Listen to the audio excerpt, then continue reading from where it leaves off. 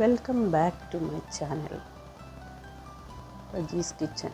B happy with Reji. Okay, നമുക്കിന്നൊരു cake ഉണ്ടാക്കാം. വാ, എല്ലാവരും ഓടി വാ. അപ്പത്തിൻ്റെ മാവ് കൊണ്ട്, അതായത് ബാക്കി വന്ന അപ്പത്തിൻ്റെ മാവ് കൊണ്ട് നമുക്കൊരു കേക്ക് ഉണ്ടാക്കിയെടുക്കാം. എങ്ങനെയെന്ന് നോക്കാം. ആദ്യം ഒരു മുട്ട അത് പൊട്ടിച്ച് മിക്സിയുടെ ഒരു ജാറിലേക്ക് ഒഴിക്കുക. അതിനുശേഷം നമ്മളിതിലോട്ട് ആഡ് ചെയ്യാൻ പോകുന്നത് 5 സ്പൂൺ പഞ്ചസാര. കണ്ടല്ലോ. ഇനി വേണ്ടത് 5 ഏലക്ക 5 എണ്ണം. അതും കൂടി മിക്സിയിലോട്ട് ഇട്ട് കൊടുക്കുക. എന്നിട്ട് മിക്സിയിൽ 2 പ്രാവശ്യം ട്ര എന്ന് കറക്കുക. സംഗതി തീർന്ന്. എളുപ്പമല്ലേ? 2 പ്രാവശ്യം കറക്കി കഴിയുമ്പം ഇതെല്ലാം മിക്സായി കിട്ടും. അതിനുശേഷം അതെടുത്ത് നമ്മളൊരു പാത്രത്തിലേക്ക് ഒഴിക്കുക. ഒഴിച്ചിട്ട് നമ്മളെന്ത് ചെയ്യണം? അപ്പത്തിൻ്റെ മാവ് ബാക്കി വന്നത് അത് നമ്മളെന്ത് ചെയ്യണം? 2 തവിയോളം എടുത്ത് ഇതിലോട്ട് മിക്സ് ചെയ്യണം.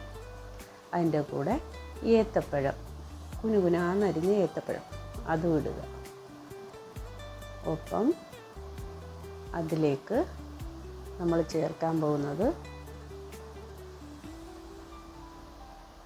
2 തുള്ളി വാനില എസൻസ് ആണ്. കണ്ടല്ലോ. ഇനി അതൊന്ന് നല്ലതുപോലെ മിക്സ് ചെയ്യണം. എല്ലായിടവും മിക്സ് ചെയ്ത് പിടിപ്പിക്കുക. അതിനുശേഷം നമ്മൾ പിന്നെ ചേർക്കാൻ പോകുന്നത് 1 നുള്ളു മഞ്ഞൾപ്പൊടി, അതല്ലെങ്കിൽ ഒരു മഞ്ഞ കളർ. അതിൻ്റെ കൂടെ 2 തവി, അതായത് 3/4 കപ്പോളം റവയും ചേർക്കുന്നുണ്ട്. ഇത് ആഡ് ചെയ്ത് കഴിഞ്ഞാൽ ബാറ്റർ റെഡിയായി. ഇതിൽ ഓയിൽ വേണ്ട. മുട്ട ഇല്ലാതെയും നമുക്കിതുണ്ടാക്കാം.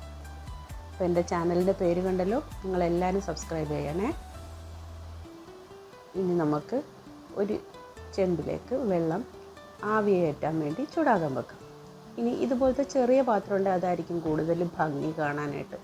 2-3 ഇച്ചിരി എണ്ണ തടവിയതിന് ശേഷം കുറച്ച് ഏത്തപ്പഴം ഇട്ട് കൊടുത്ത് ഇതുപോലെ പകുതി നിൽക്കാവുള്ളൂ അതേപോലെ മാവ് ഒഴിച്ച് കൊടുക്കുക. കണ്ട, 2 പാത്രത്തിൽ ഞാൻ ഒഴിച്ച് 2 തവി വീതം, അതായത് പകുതിക്ക്, പാത്രത്തിൻ്റെ പകുതിക്കേ നിൽക്കാവുള്ളൂ. ഇത് പൊങ്ങി വരുന്നതാണ്, ഇത് പകുതിക്കേ നിൽക്കാവുള്ളൂ. ഇപ്പോൾ എല്ലാത്തിലും ഒഴിച്ച് കഴിഞ്ഞു. ഇനി നമുക്ക് ആവി കയറ്റാം. ഒരു 10 മിനിറ്റ് അല്ലെ ഒരു 5 മിനിറ്റ് അത് മതിയാവും. 5 മിനിറ്റ് കൊണ്ട് തന്നെ വേവും. വെന്ത് കഴിയുമ്പോൾ എടുത്താൽ നല്ല പൊങ്ങി വന്നിട്ടുള്ള നല്ല ചായക്ക് പറ്റുന്ന സോഫ്റ്റ് കേക്ക് നമുക്ക് കിട്ടും. എണ്ണയില്ലാത്തതിനാൽ കൊണ്ട് തന്നെ ഇതെല്ലാവർക്കും ഇഷ്ടമാവുകയും ചെയ്യും. നോക്കിക്കേ, എന്ത് ഭംഗിയായിട്ട് പൊങ്ങി വന്നിരിക്കുന്നു. ഇനി ഇത് തണുക്കട്ടെ. തണുത്ത് കഴിയുമ്പം ചെറിയ ഒരു സ്പൂണിൻ്റെ പുറകു ഭാഗം കൊണ്ടോ അല്ലെങ്കിൽ പിച്ചാത്തിയുടെ ഇതുകൊണ്ടോ ഒന്ന് ജസ്റ്റ് ഒന്ന് തിക്കി കൊടുക്കുക. അതിനുശേഷം കമത്തി. കാണാൻ നല്ല മൊഞ്ചുള്ള കേക്ക് അല്ലേ? കുട്ടികൾക്കെല്ലാം ഇഷ്ടമാകും. 4 മണി പലഹാരമായിട്ട് കുട്ടികൾക്ക് കൊടുക്കാൻ വളരെ നല്ലതാണ്. ഈ കേക്ക് കാണുമ്പോൾ തന്നെ തിന്നാൻ തോന്നുന്നില്ലേ? അപ്പോൾ എല്ലാവരും ഒന്ന് ഉണ്ടാക്കി നോക്കണേ.